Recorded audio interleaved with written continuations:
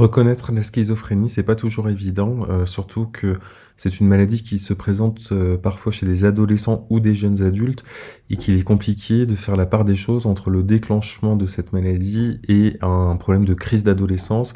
Et le troisième facteur confondant, c'est la consommation de cannabis qui produit des symptômes qui peuvent se rapprocher de ceux de la schizophrénie et on sait que le cannabis augmente le risque de déclenchement de cette maladie.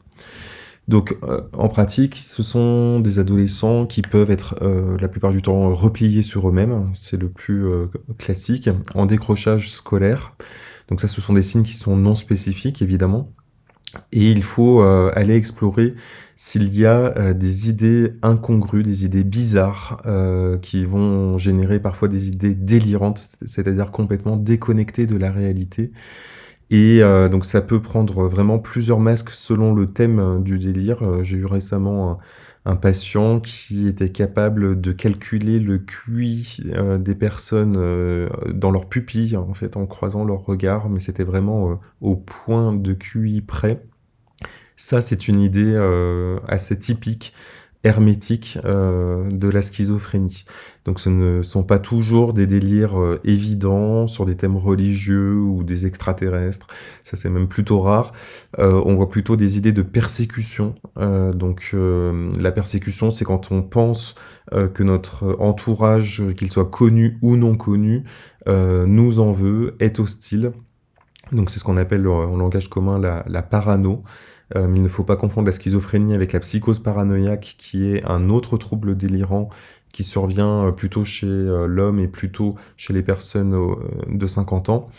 Donc la schizophrénie, c'est, une maladie qui touche le sujet jeune, souvent entre 18 et 25 ans dans 85 des cas et la question va être donc est-ce que, cet adolescent a une schizophrénie débutante? Donc pour poser les critères de la schizophrénie, il faut qu'il y ait une durée, de symptômes. Donc si les symptômes, psychotiques, c'est-à-dire les délires, et parfois les hallucinations, si la personne entend des voix, c'est très caractéristique de la maladie.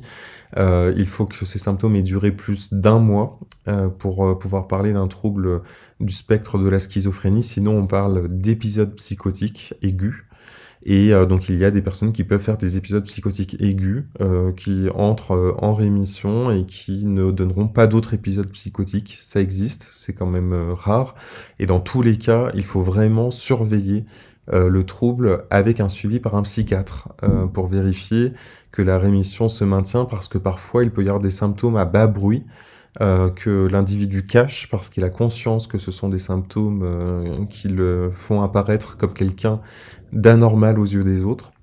Donc il faut vraiment, un suivi rapproché et aussi interroger, les proches, je pense aux pairs PAIRS, donc les autres adolescents qui entourent, l'adolescent pour savoir si eux, constatent des choses, qui leur paraissent anormales. Parce que parfois les parents ne savent pas, car l'adolescent ne parle pas et donc il y a beaucoup d'incompréhension, autour de cela et dans tous les cas, la consultation psychiatrique est indispensable et souvent les adolescents, rechignent à aller voir le psychiatre pour diverses raisons. D'une part parce qu'aller voir le médecin, quand, on a 18 ans, ça ne fait pas plaisir et d'autre part, parce que le psychiatre a une mauvaise représentation encore dans la population générale.